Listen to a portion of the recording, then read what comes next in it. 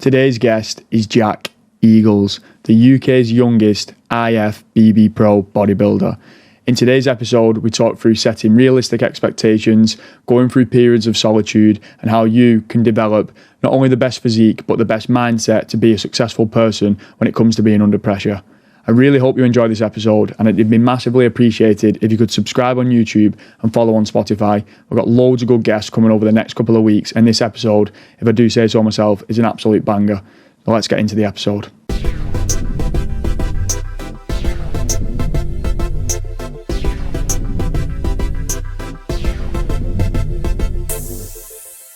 So, UK's youngest IFBB Pro. For somebody who's not a bodybuilder, how would you describe that accolade? Sought after by quite a lot of people. I think bodybuilding, especially in the UK, it's like, if you're a bodybuilder, you want to be an IFBB Pro. Everybody says it. I think a percentage of those people then actually understand what it takes to get there. I think there's a huge element of delusion to a lot of people saying, oh, I'm going to turn pro. And that was me as well when I was like younger. I thought, yeah, I got into competing because I wanted to be an IFBB Pro.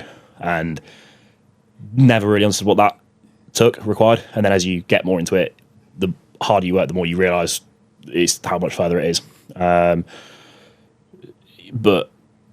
at the same time, it's a lot easier nowadays to become an IFBB Pro than it was 10 years ago. So it's a lot less of an achievement, I'd say. I don't know what the word is, can't think of it. But so you're doing something right, but you're nothing special to a degree. It's hard to say. I think my perception of it has changed. I used to put it on this pedestal as like the be all and end all. Then you achieve it and you realise realistically nothing changes. So was that a big goal originally? And then I got into bodybuilding because I loved the training. That's what I wanted to do. And then I'm competitive, so from a football background, you want to compete and show the work you do. And if you're going to do that, me being who I am, wanted to do that at the highest level. And in order to do that, it's you have to compete with NPC, which in the UK is the Two Bros Federation. Go down that route, win a pro qualifier, get your pro card, and then that enables you to be able to compete to get to the Olympia, which is like the overall Super Bowl of bodybuilding, whatever they call it. So from the start, it was the goal, but obviously you have smaller, more short-term goals between then and that at the beginning. So like when you was younger, how did you then decide, or what was the switch that flipped where it was like, right, I'm going to completely commit to this being my all-in career? There's always an idea in the back of my head to prep and compete. The biggest thing, when I was 16, so I grew up down south in Salisbury, if anybody knows, like Stonehenge and that. And then when I was 16, my dad moved up to Manchester and I moved with him for sixth form. So, well, my whole family moved, not just my dad, but we all moved up north. So I was like, starting sixth form in a new place, didn't have any friends or anything, and ended up having to move at the start of the summer. So I just finished my GCSEs, start of that summer, move up north. I'm not with my mates for that summer, which is meant to be quite a good one. So I was like, obviously going to the gym for a few years by this point, and just thought, I've got nothing else to do. I'm pretty bored.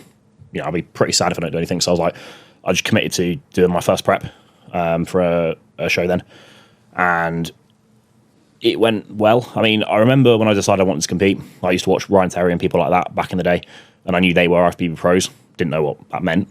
Obviously Googled it and then sort of worked out, right, you have to do a two-bro show and you have to win that, and then you have to do this show and win that, and that's the only way you can get there. So looking at all of that, and then realised, okay, all of these guys, I wasn't that naive, I knew they were all assisted. Me being, a natural 16, 17-year-old at the time, knew that I wouldn't be competitive at that level. So went and looked at natural shows and started down that route. Did a 10-week prep for the first one. Again, very naive, didn't have a coach at that time. Met my friend who's now my best mate now, Danny, who was also on prep at the time. He ended up helping me throughout that and ended up helping me get on stage for that first time. But ultimately, it was a very young, naive first prep, but ended up going very, very well. And I won the overall at my first ever show against obviously all the men, and then won a few classes at an untested show the following weekend against adults using steroids. And at that point, had a lot of people saying very positive things to me, and sort of realised myself that genetics are a large part of this, and genetically, potential-wise, I do have what it takes to then get to the level it requires to be an IFBB Pro. And so from there onwards, it was just full send for the card and however long it took. Up until now. So how do you then compare when you're obviously a little bit younger, first start your bodybuilding career, to the people who are similar your age? there wasn't really any comparisons to make. I was the only person I knew of that age doing it. And even now, like being 21, I'm not comparing myself to other 21-year-olds. That's never really have been. Even when I was 18 and doing like the Arnold Classic UK amateur, you're comparing yourself to people you're going to be against. And it's a pro qualifier at the end of the day. It's going to be people who have been chasing a pro card for 5-10 years. So you just compare yourself to people you want to be and be with. And even now, it's like, it's a different mindset because you kind of are comparing yourself to the people you once used as like your motivation and who you looked up to. So that's a bit of a weird one now, but it's always just been compare yourself to the standard you're against, not just people my age, because there really aren't many. Well, there aren't any at my age doing it at this standard, so it's pointless to compare. Like, yeah. So, and do you think a lot of people, whether it's the competitor who's listening or the person who's trying to be successful in business, gym, or whatever it might be, do most people struggle when it comes to comparing to the wrong things, in your opinion? It's probably just comparing too much, and then dictating their worth, and if it's even worth doing based off the comparison they make. You know, I'm going to go to the gym tomorrow, regardless of whether I'm a IFBB Pro making a career from it, or if I'm a nobody, well, not nobody, but if I'm working a 9 to 5, not doing anything. I just go to the gym because I enjoy doing that. So the whole process of bodybuilding, I would do even if I wasn't a bodybuilder, if that makes sense. Whereas people will, especially nowadays, only do the competitive side of things for the recognition and the sort of attention from others, and they don't actually enjoy it. So then when they start comparing themselves, realizing that they're either a long way off or not even there yet or not good enough, there's then because they realize they're not going to get the attention they wanted because they're not good enough, and then they can't be asked to do the work, and then it all just falls from there and they don't enjoy it and become very negative. So I think it's more so people need to focus on what they're doing and where they want to be specifically, rather than comparing themselves to certain other people. Yeah, I think you find it a lot like when you've had somebody who's done a diet, like I've coached people who've just dieted to get in shape for the summer, or like a footballer who might win the league or whatever sort of goal they've set, and it's how much of that success is actually just a relief that other people think you're good enough. Some people, like you said, will compare to try and do things just to please what other people want from them. So was that something where you was like just setting goals based off your own personal like desires, needs and wants? How did you go about being able to do that? Was it through times of solitude, being on your own, or like what flipped the switch for you to be like, right, this is what I'm going to do and I'm not going to compare to anybody else? It's a difficult question, that. I think, again, I just kind of do what I enjoy. And I think when you then start getting success from what you enjoy, it does become easier to stay motivated and just stay doing the work, like now especially. But originally it was really just a case of wanting to do it, and potentially I think my biggest motivation was make a career from it, because at the time I sort of was fully investing in bodybuilding. It was sort of the time you've got to decide if you want to go to university in the UK.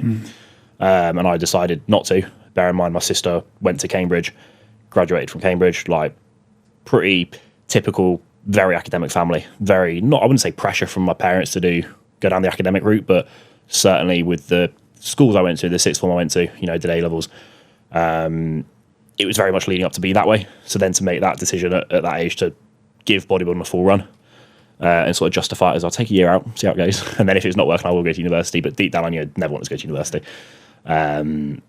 Still now, I'm so glad I made that decision. But it was more, I think that was the biggest driver for me, was I want to make a career in some form from this. And I knew I could. I just knew it'd be, you know, I'd have to put the time in. So I was just putting that time in to get there. And it was putting time into the thing that you enjoyed. Yeah. I mean, there's obviously aspects you don't enjoy. Like for me, I think, to be fair, one of the biggest things is social media. In regards to bodybuilding nowadays, it's probably the biggest driver for income, bar coaching. But to really coach, you need social media and to be advertising through that. I hate it. You've got to treat social media like a job. I don't hate it as much anymore because I've got so used to it, but especially at the start, I hated posting, hated doing that whole side of things. Like my first prep, I think I put maybe one picture up 6 weeks out and then a show day picture, and then that was it. Didn't post again for a few months after that. So treating that was certainly something I didn't enjoy, but knew I had to. So you just suck it up and do it because you want to make a career from the parts I do enjoy. So you just got to take it all as it comes. You know, there's good and bad to everything. It's not all just glorious and beautiful, but the large majority is, and far better than if I went to do, you know, economics and accounting at university, which is what I was going to do. Like, would definitely rather be doing this than that. Yeah, I think a lot of people struggle whether, like we said, like it could be whatever career they choose to do. They look at the person who's doing the best at that specific area that they're trying to get to, and then they think that it's all the good things that come with it, but that person's obviously been through the bad side of it as well. Not the bad side, but the difficult side of it. Do you know when you said that you first started bodybuilding for the enjoyment? Now that you're progressively getting better and better and better, do you feel like there's more added pressure for you to perform well? Yeah, I think massively. And again, it's one of those, it's the classic sebum, like pressure is a privilege at the end of the day, and I do see it from that way a lot of the time. But yeah, vastly, like especially now with signing with ESN, there are a lot of things in the works that are adding a lot of pressure in a lot of time. And I'd say this last week more than ever, it's been a lot more, my like day-to-day's been a lot more business and far less bodybuilding than it should have been. You know, sessions have been messed up. I've missed sessions because I've got like a flat tire, but then I've had phone calls I've got to take, so I can't taxi to the gym like I would have used to, which I need to sort out, because it's ultimately I'm a bodybuilder first, not just, you know, running a business. So yeah, it does definitely add an element that wasn't there initially, but at the end of the day, if you strip it all back, I don't need to have a sponsor, really. I don't need to do all these things I'm choosing to.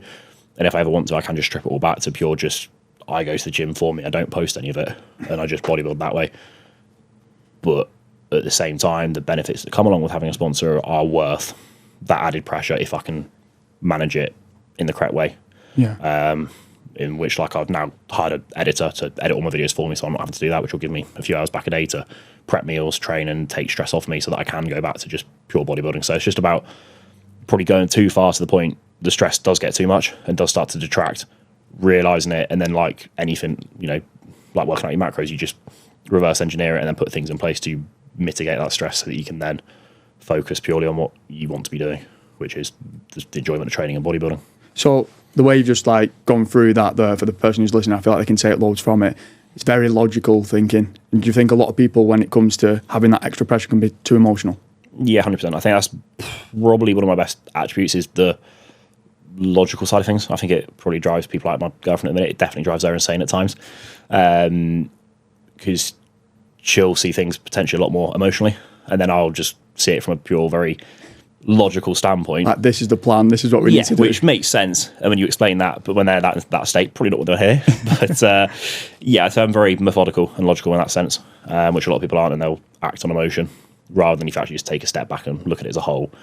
Then it's not that big of a deal. It's a blessing. You can see it in multiple perspectives, and it's about the way you choose to see it and then deal with it that will dictate the outcome of it. So where have you found that within you? Is that through something that you've like learned through bodybuilding, or has that just always been a characteristic? Probably a bit of both. I've always been relatively logical, and it's just the way my brain works. But then bodybuilding's obviously changed that dramatically, and built upon that, because you have to be. You know, if you're not losing weight, you don't just sit there and have a strop about it. You sort of go to the drawing board, right, I'm doing this much cardio, I'm eating this much food. What's going wrong? You know, is it sleep, or is it whatever? You work it out from there. Then you see the result from that. You know, if you work out correctly, if you've got a good coach, or you are a good coach, you'll then see the benefit from that a week later, and you'll be happy again, and you'll realise, oh, sound. And then if it happens again, you know what to do. You just, whether it's the same process or not, you just go through those steps. And then you can apply that really to anything in life. You know, something's going wrong, right? Just take a step back, analyse it, and then deal with it in the correct manner. Yeah, and do you think that comes from having a really good routine as well? Yes, yeah, I think routine's massive. Especially with clients at the moment. You always go through ruts of motivation of falling out of things, myself included. And I think the answer 9 times out of 10 is you go back to, right, what's your routine like? Have you slipped your routine because you've been so busy? You've missed out on sleep. Like today, for example, I've had a client show this morning. I've had to get up at 4:30. If I'm then tired all day and I get up late tomorrow, then my routine's thrown off tomorrow as well. I don't get my work done. That then leads into Monday, and then suddenly you have 3-4 days of falling out of it. It'll get to Wednesday next week. I'll be stressed, and I'll think, right, what's happened here? Okay, maybe it was routine. Obviously, I know that now, so you know I'll go to bed at my normal time tonight, get up tomorrow, even if I'm a little bit tired, and just crack on. But if you don't do that, then very quickly your routine goes, and then very quickly you can become overwhelmed and stressed. And then if you then deal with that stress in a negative way, then that'll impact you even more. Yeah, I think I was watching a YouTube video that you sent me of yourself, and there was it you got peanut allergy before you went onto stage once. Yeah. Yeah. So like even that, when I was watching that, I was thinking it wasn't right, I'm going to cry into a tub of Ben and Jerry's. It was like, what can I do? I'm going to get straight back on stage. I think just from listening to you speak about how you categorize things, it's like you can work on what you can control and not what you can't. I think a lot of people are affected by like everything else that's going on besides what they can actually fix straight away. Yeah. Do you feel like that's through coaching, or do you feel like that's just from bodybuilding? Again, the answer is both. It's something, if for competitors watching this, I think that specifically, control what you can control, and there's no point stressing about the rest, because it destroys, I'd say, 75% of competitors most of the time. I've got clients competing at the minute. It feels like weekly I'm having to have a conversation with a different person and just remind them, like, you can show up at your absolute best on show day. You could work as hard as you want for the next 12 weeks, show up at your absolute best, and you could still just get beaten by somebody with better genetics, and you'll come away from that, you'll still be happy because you've controlled everything you can control. They were simply better, and that goes for me when I've competed. I've done everything I can, I've then lost. You're not then upset at it because you've controlled everything you can control. But that goes for, in the prep leading up to it, people stressing about exterior factors that they can't control, and then that's impacting the look, which they can control, because they're not sleeping at night because they're so stressed about who shows up, or what the judges think, or what the lighting is like, or how the peak goes. And it's like, you're not there yet. You can control what you can control at the time. You can't control who shows up. All you can do is control the work you do now day to day. So just strip it back and take it day to day. And then when you come to stage, you'll be a lot happier because the look will be better. And then whatever happens on the day, you've done everything you can. Yeah, you'll be more fulfilled because you've done the work to succeed for yourself. Mm-hmm. Again, it's going back to, like, there's a quote, really cheesy quote, like, comparison is the thief of joy. If you step on stage, I'm imagining, or if you're trying to run for a job in business and you're constantly thinking about other people who are going to get that job, even if you were to win or you were to get it compared to the other person, that whole success is based off you being better than somebody else. So it's going to be like a quick flashback to reality when it's going for the next goal. Whereas I'm imagining you find more success in you bringing the best possible physique for yourself. Yeah, I think my worst ever showing was Denmark in 2022. Obviously, after that, nut allergy during the carb up. The frustrating part of that for me wasn't the fact I lost. I didn't even place that badly, really. As a pro qualifier, I still came fifth in classic out of however many in my class, which wasn't a bad result.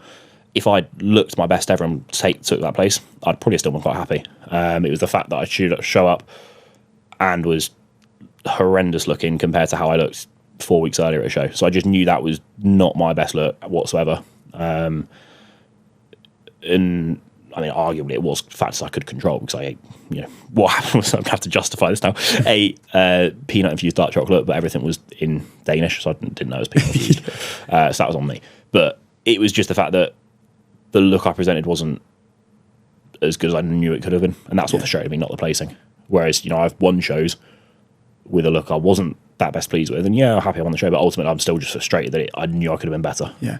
It's just about that self-improvement and bettering on your last show, I guess, that I care about. And you've just took loads of self-responsibility there, saying, like, when you ate that dark chocolate with peanuts in, you was like, that's on me, that's my issue. Whereas I think so many people can throw the toys out the pram and be like, why has this happened to me? The world's against me. So is that, again, just going from like self-responsibility, self-accountability? Yeah, and I think it's quite realistic. I think it's like, you can. It's the one thing that does my head in is people blaming their coaches for preps. And Tom and I, my coach now, like, our 2022 season was shocking. I had endless people say to me, like, probably should think about leaving him for the future and stuff like that, which is fair enough, but you've got to be with the coach for a while and learn each other's processes and build that relationship, because that will lead to better results. Then the year after, we turned pro and had a flawless prep because we took the data from the first one. And even that prep, like, it's very easy to come away from a showing you're not best pleased with and pin it all on the coach and say, oh, they didn't pick me right, or this, that, and the other.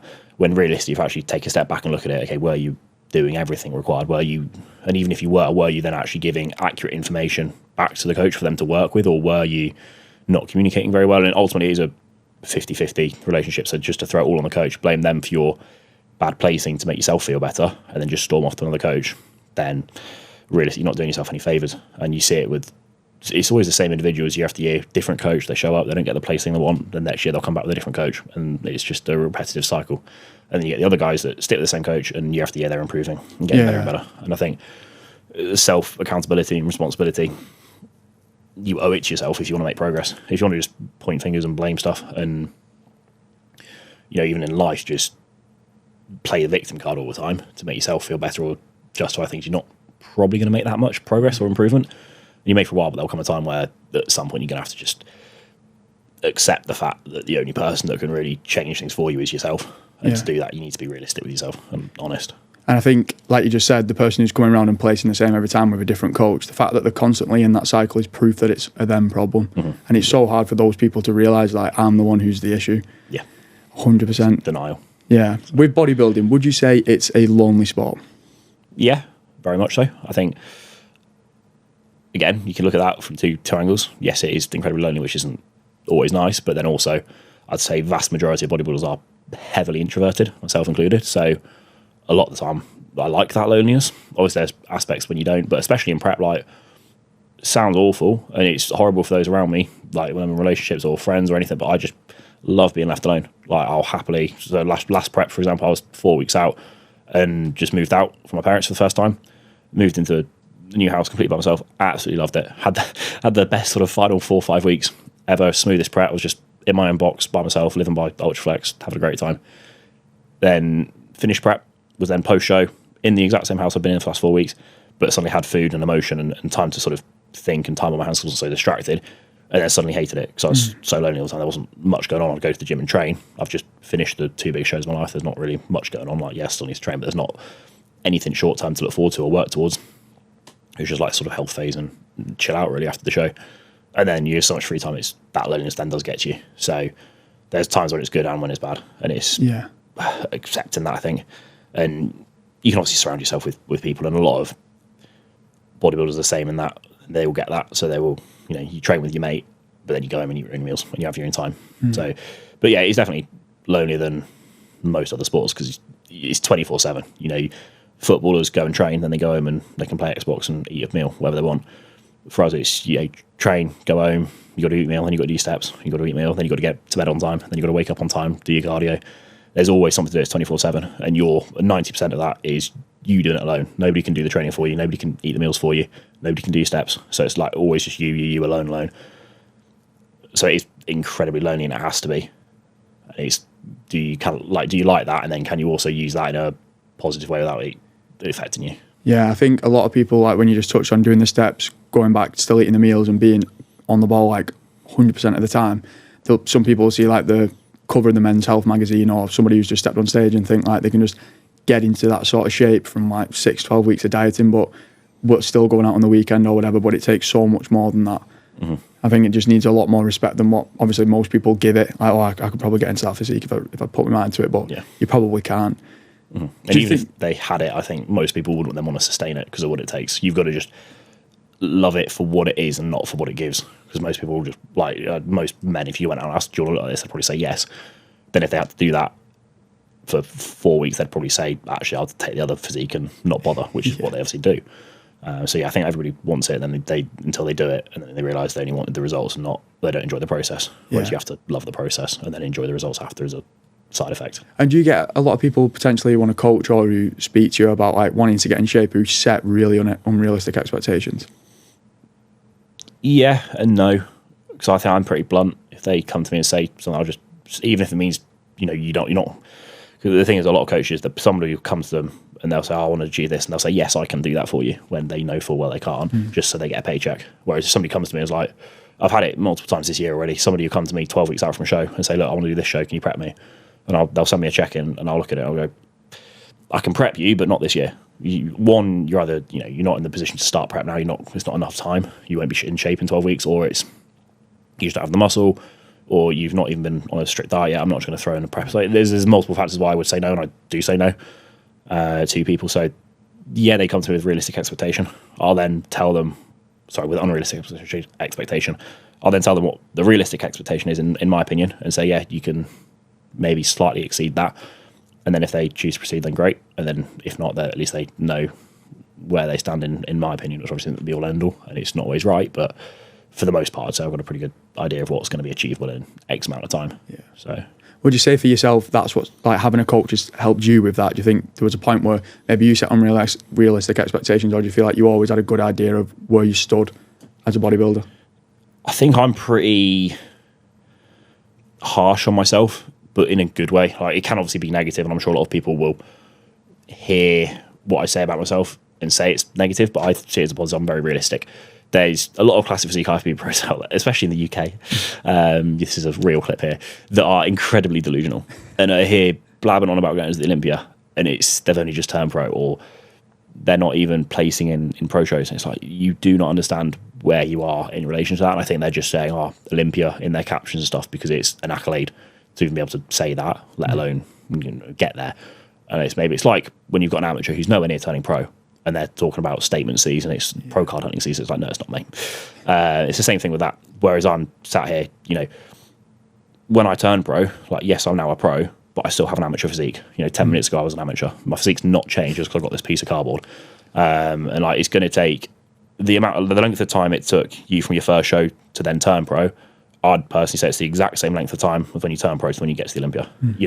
You are back to square one. Whereas a lot of people will turn pro and then be like, Olympia. It's that level of delusion. I have lost the original question. You have to remind me. I was just saying, so when you first started bodybuilding, you started winning more like competitions, etc. How did you then set realistic expectations for yourself? So I'm sat here like, I know I've got a lot of work to do. Even now, certain people will say there is the chance of the Olympia next year and qualifying for it. I don't see it myself at all, which I think for myself is a good thing. So if I was sat here comfortable thinking, next year there's the chance of going to the Olympia, I probably wouldn't work as hard. And maybe that's a bad attribute of mine, but when I know that really I think I'm quite a way off, I know how hard I need to work to get there. And that was the same for the pro card. Like, even last year, obviously I turned pro, so obviously I was ready. In my head, that prep, the amount of self-doubt, and I did not think I was anywhere close to it, probably made me work harder. And that was fine. It wasn't detrimental or in a negative way, but being that realistic and harsh on myself has always been a positive, and incredibly harsh on myself, like, in that sense. Yeah. Do you think surrounding yourself with the right people helps with that? Because I think some people can have a bunch of yes men around them, and they're like, you can go and, whether it's for bodybuilding, you can go and be a pro, or if it's a football, you can make it pro, mate, or a musician and your music's really good, go and post it, but it's not actually that good. Do you have like a good community or team around you?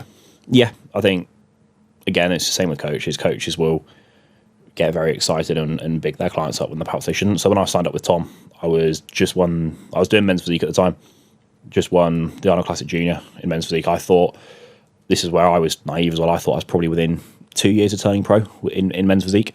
Signed up with Tom, and I think he said to me, 2024, you'll probably, this is back in like 2020, he's like, 2024, like 4 or 5 years, we'll probably have your pro card in like classic physique. That's what he said.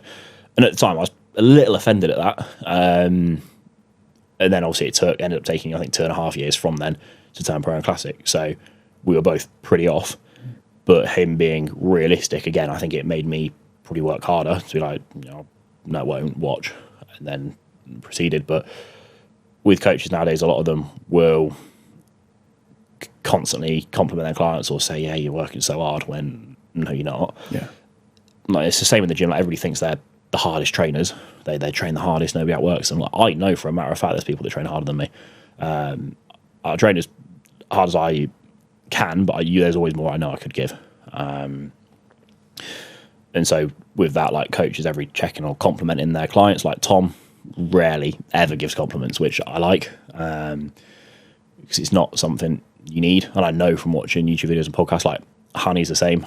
Honey Rambo, like, literally probably arguably the best coach in the world, doesn't say anything nice really, unless it's truly warranted. But it's one of those things with people, it's not like, my job's not to blow smoke up your ass and make you think you're good, or just constantly compliment you. My job is to make you better. So really all I'm going to do is look at your flaws and then how to fix them. So all you're going to hear me talk about is your flaws, and then we'll fix them. And then when we have fixed them, I might say, look, your shoulders aren't that bad anymore, or something like that. But realistically, I'll just be on to the next flaw, and that's how you're going to make progress. Sitting here saying, you look great, mate, and then year after year they're not really changing. They really don't look great. I feel like every single person who's listening, no matter what they're doing, could take so much from that, because it's not always looking to be better at what you're good at. It's trying to improve everything that you're bad at. 100%. And I can imagine you get that a lot with your physique, because at the end of the day, you can't grow any sort of extra, like when it comes to genetics, you can't grow anything. Like, there's got to be a cap to everything, I'm assuming. Like if there's somebody who's trying to progress in a certain way in the business, who's a coach, or somebody who's trying to be a footballer, use that analogy again, like they've got to work on the things they're bad at if they want to get better.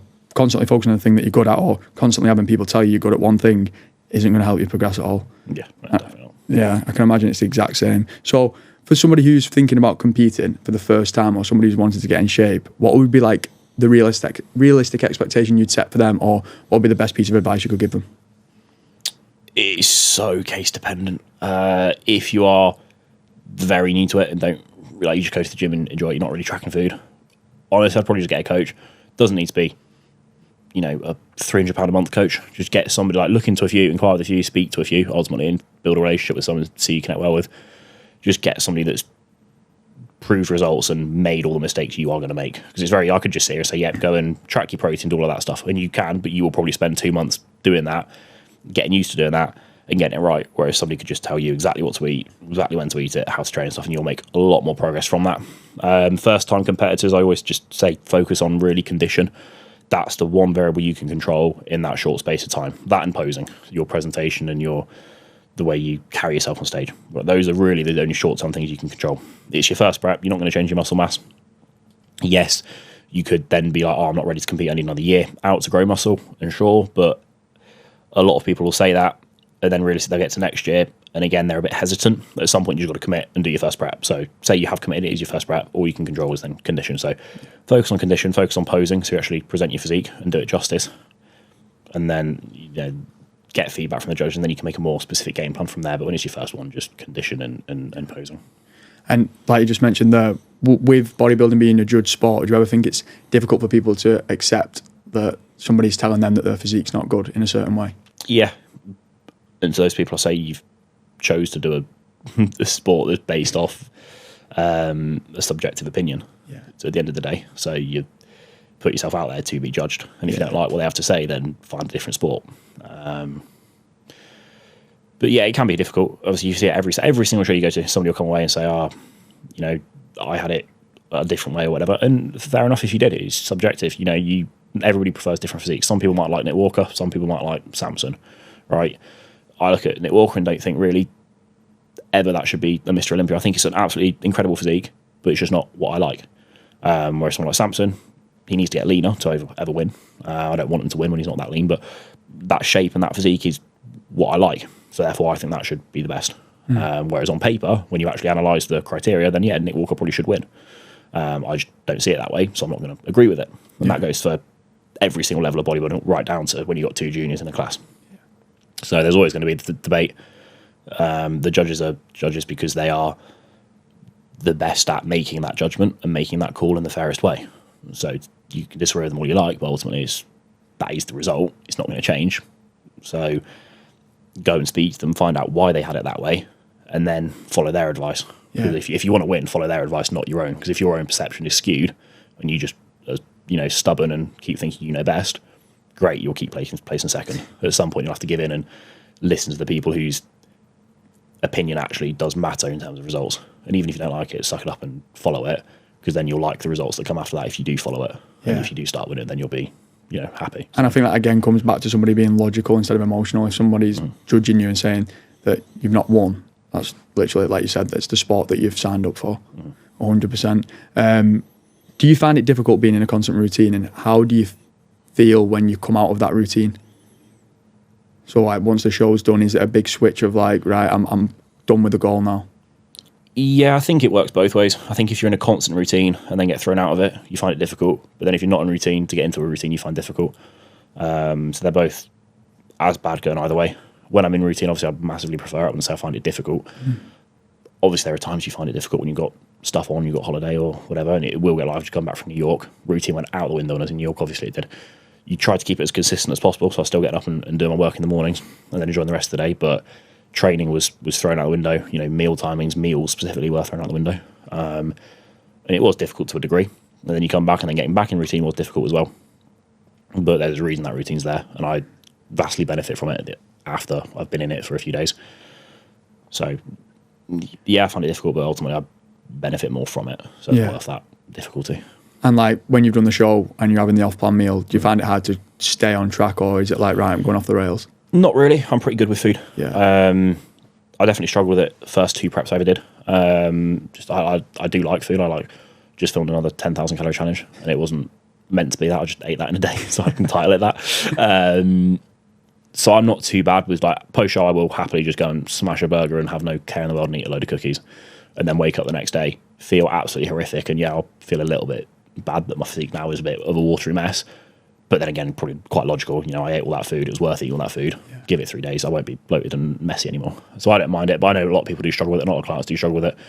So I think, again, that's where having structure in place prior to that helps people keep it in controllable. Like if you say, right, you've got this one meal with this amount of calories you can go and eat. Like go and have 3,000 calories tonight or whatever you want. Tomorrow morning, you're going to get up and eat this new meal plan that's obviously higher food. So you're not going to be as hungry and craving as much bad food. You'll stick on this new meal plan and you'll feel a lot better from it. So that structure massively benefits people. In terms of post show, when there's not that immediate goal there in place, yeah, that's probably a little difficult, more so than the food aspect, just because you don't have that purpose anymore. I think this year, especially when I did turn pro, because even the season prior, like the season was done, but I still wasn't a pro, and that was still the immediate goal, and I was closer to it than I'd ever have been before. So that motivation was almost there. So it was like, right, back to the gym. Go again next year. It was short term, whereas this year, finishing prep, you finally turn pro, massive wave of relief. It was almost like, you know, you experience that for a few days, that relief and that elation, and then you're like, right, what now? And then when you analyse like, what now? It's like, you're back to square one. You've got at least, there are no small steps really in the pro league. It's either you're a very bad pro or you're going to the Olympia. There's no in between. You know, in between, no man's land. Yeah. It's like, okay, you've got at least probably 3 years until you're competitive on a stage again, because I can't compete obviously with other federations or other amateurs, and I don't want to, but you're tied to the IFBB now. Your only option is to compete with the best of the best. Yeah. So then there's suddenly like a seriously long window that I've never experienced before. I've only done 4 years back to back competing up until now, and now I'm looking at 2 to 3 years out of just growing. So there's not an immediate goal, not an immediate bit of motivation. You're like, you can relax because you've not got that fear of getting back to it anytime soon. And then if you fall into that, you then lose a lot of routine, lose a lot of drive, which then spirals and can become a bit of a negative cycle. It certainly did for a little bit. I did allow myself probably more time off this last year than I ever have before because of all those reasons. You know, the relief, and I'd finally set out what I wanted to do. And it was difficult, but then you get back into it after a while. And it's almost, I probably needed that at the same time. But it was probably a little difficult going through it. But it was, again, needed, I think, to an extent. Yeah, so like now, are you finding it difficult in a way that you're back into that routine, but that goal's so far ahead compared to what you were used to? To a degree, but I also know from listening to enough high-level pros that have now retired that, again, it goes back to, well, why do I do this? I don't really do this because of the getting on stage part. I do it because I enjoy the process and the journey. And it's like, right, you've just got 3 years now of pure the process, and that's what I enjoy. So just try to enjoy it and just live it, rather than constantly just focusing on the result and then being frustrated that the result's so far away and not getting there. And so just, yeah, focusing on the process and enjoying that. So it's not like yes and no, not really right now, because I'm just loving growing and what I need to do to get there. And then when I'm there, great. If that's not even for another 3 years, fine. You still, like I said, whether I get that result tomorrow, for the next 5 years, I'm still going to be doing this. I'm still going to go into the gym, whether that's competing on the Olympia stage or whether that's just ticking off pro shows and coming 15th every time. I'll still go to the gym the next day. I'll still eat 6 meals a day. I'll still do my cardio. So, because that's what I enjoy doing. So just carrying on doing that and enjoying doing that is probably more important than me just obsessing about, I'm not going to be on stage for 2 more years or whatever, anything like that. And I think what you just said, where you said like enjoying the process, a lot of people hear that but then don't actually apply it. So like, what would be enjoying the process for you? Well, just, what do I enjoy? Like, okay, I like going to the gym. That's why this all started. So just going to the gym in not a pressure-free environment, because a bit of pressure is good, and I enjoy that to an extent. I enjoy that sort of bit of anxiety before a set, because you know you got to beat reps from last week, and you know you need to improve. And that mindset of there's, 1,000 other people out there doing this right now with my same goal in mind, working just as hard as me, wanting everything as much as I do, that I need to beat them. And that element I do enjoy. But then also at times taking a step back, and it's like, you got legs today. It's just you, the weights and your headphones, and just go and enjoy it because that's what you enjoy doing. So having both, and then meals, I can have obviously a little bit more flexibility with meals because I'm so deep in the off season per se that I don't need to be hyper fixated on the exact things I need to be eating for perfect digestion and stuff. I can afford like bagels rather than just pure rice or something like that. So there's an element of that because I do enjoy food and having some downtime with that because I know that won't be there a year from now, let's say, if I'm in prep or whatever. So it really is just doing the parts that I enjoy and then not having to worry so much about the parts I don't, from the aspect of prep. And not that I don't enjoy prep, but nobody really enjoys doing an hour of cardio and eating 1,500 calories. You do it because of the other factors that come along with that. And then having that more pressure-free environment allows me to then put more energy into other aspects, business, growing the coaching, sponsor work, and just growing everything else alongside that, which arguably right now I'm probably enjoying more than my training, which I never thought I'd say, which is good and bad at the same time. So, balancing those two. But it just allows a lot more flexibility for me to do what I enjoy while still working towards the ultimate overall goal that's always in the back of my mind, which is getting back on stage and going to the Olympia. Yeah, sick. I've reading a little bit recently about reframing, like the mind and the way that you think about things. So I can imagine sometimes, say you are going to the training session and there's the pressure of everyone else is trying to get like to the Olympia as well as me, and we're training over these next 3 years to compete. Obviously, it's just having the mentality that you are in that position. Do you know what I mean? That like you're being able to enjoy the process, turn up, compete against these people. I think a lot of people need to be able to have that, even when they're just going to the gym at the minute.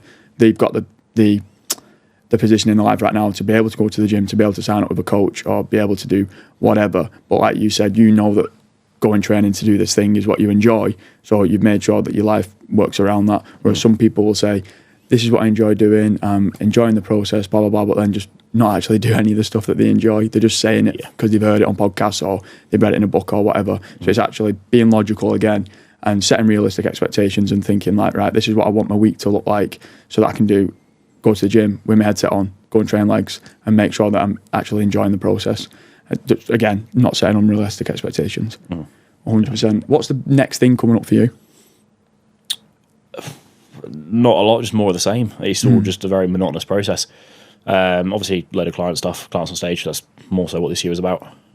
Got to move house in a week. That's fun. But I mean, long-term competitive-wise, it is probably compete next year, early to mid 2025.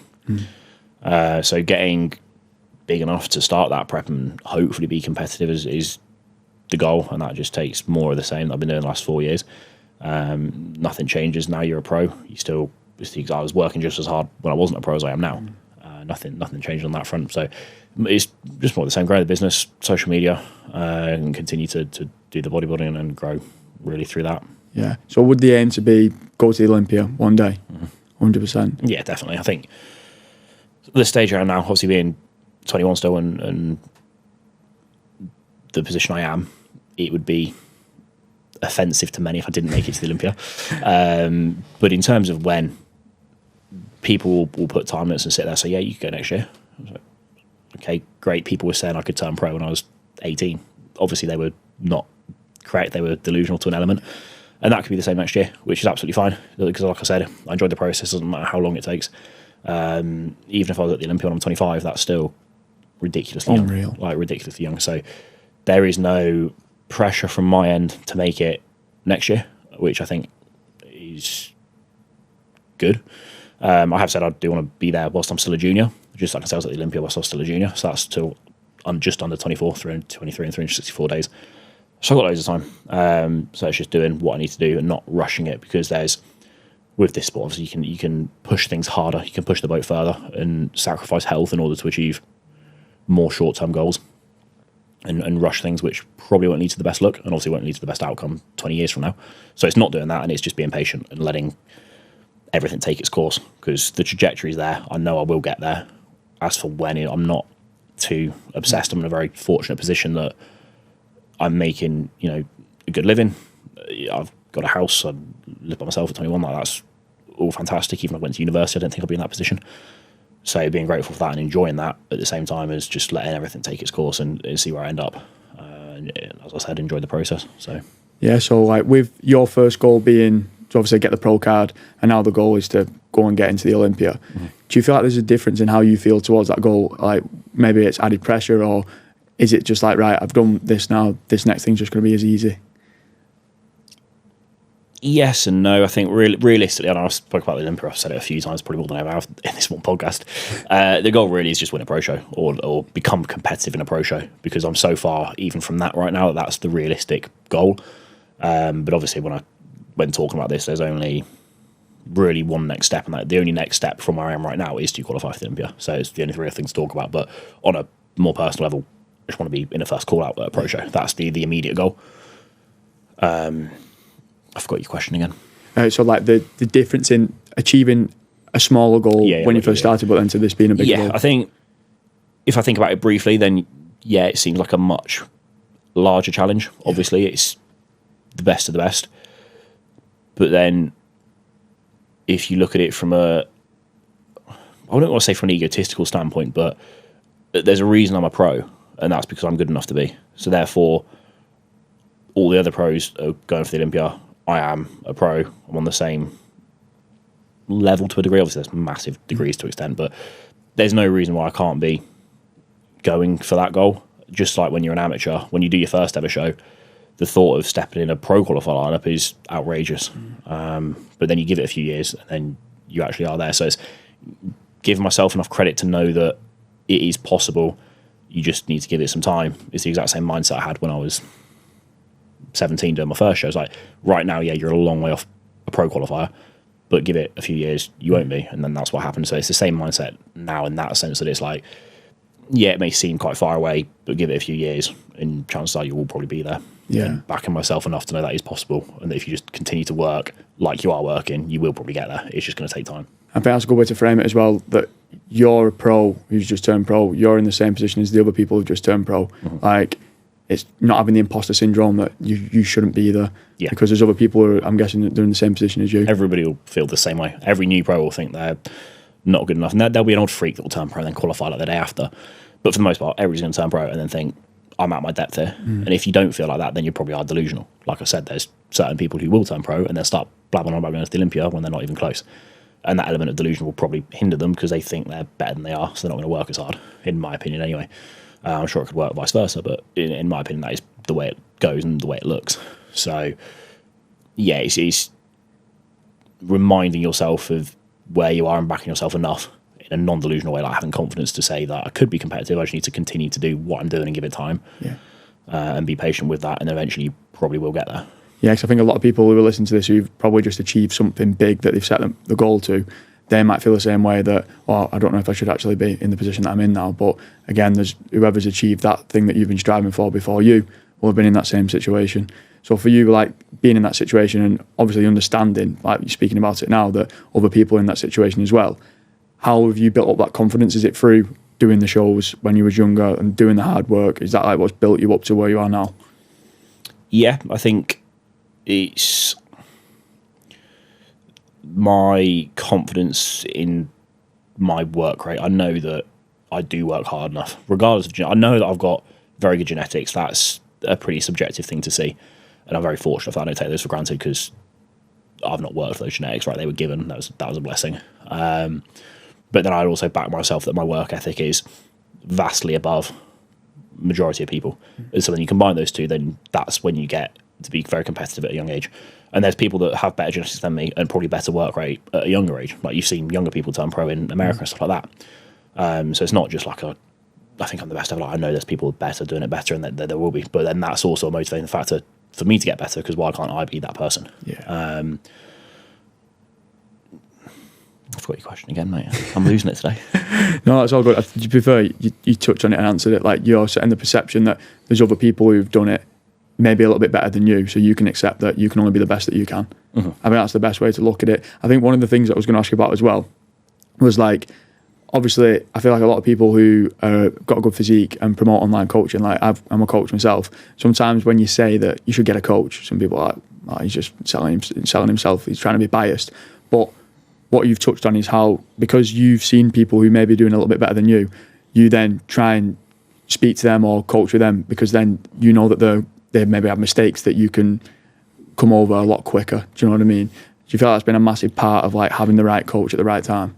Yes, I think that just goes for anything. I think it's similar to all the ego with delusion and getting to the limit. Like, if you think you know it all at any stage, chances are you're going to constrict your growth and you're probably not going to get anywhere, and then you'll probably fall behind other people who are still leveling up. I think that goes for coaches themselves as well. There'll be certain coaches out there, a lot of old school ones, who think they know best, and then you look at a lot of the modern approaches and they say, oh no, they're not true or don't work, whatever, and you get all these new coaches coming through like Stefan, who's just changing the game. And that goes for anything in life and training. Like myself with training, like, yes, I'm absolutely confident I know more than most people with training and can execute training a lot better, but then I also know there's people like Ali Fraser out there who blows me out the water, and it's still not having the ego that lets me go up to those sorts of people. And I've asked Ali to go and train with me like in a few weeks because I want to learn more from him, and I think I can learn more from him, which will then help me become better.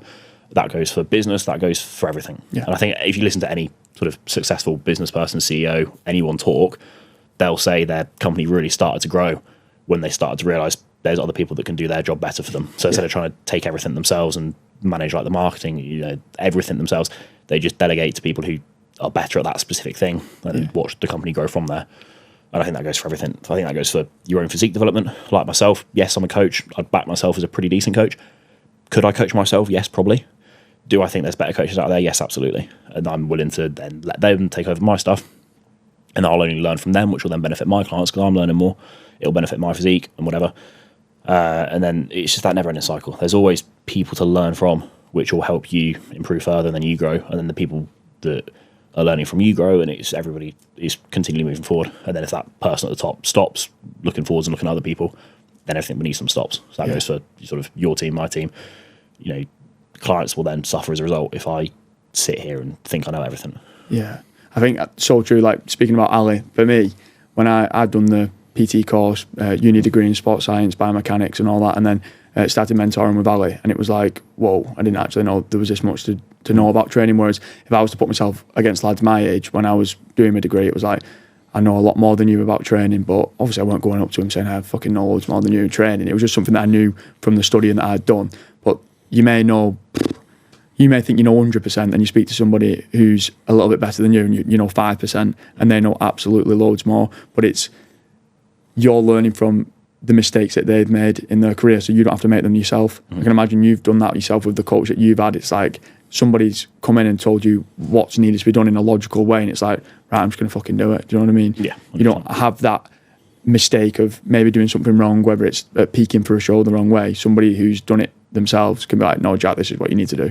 And I think a lot of people could, like you said, with CEOs or people who are trying to be successful in business or whatever, just try and look for somebody who's doing better than them in that area. And I don't know, message them on Instagram, try and look at what they're doing, try and book a Zoom call or whatever, coach with them. I think it's so important because a lot of people try and do everything themselves, like a jack of all trades and a master of none. They try and think that they can learn everything themselves, but literally everything is learnt from somebody else's mistake. Like I said, the guy who's at the top who isn't striving to learn more, if he stopped, everybody else would stop learning. I think that's so true to take from. Well, mate, that would probably wrap up this episode. It's been an absolute blinder. I cannot appreciate you for coming down enough. Yeah, that's right. Thanks for having me. Mate, it's been really good. So if anybody was to go and look at yourself on Instagram or wherever, where would they go? Just at Jack Eagles, Jack_Eagles, I think it is, on Instagram. Yeah. Everything else will be on there. Like if you go to the link tree in there, you'll get links to everything else. So. And if you did want to watch Jack's 10k calorie, it'll be out. Well, I don't know when this I'll plug it in the description, mate. It may not be many people who come and watch it, but I'll make sure they do. I'll do my best. Very good bodybuilding episode. No, I appreciate it, mate. And if anyone has enjoyed this episode, please subscribe on YouTube, follow on Spotify if you're listening on Spotify, and any feedback, you can drop me a DM on Instagram, and we'll catch you in the next one.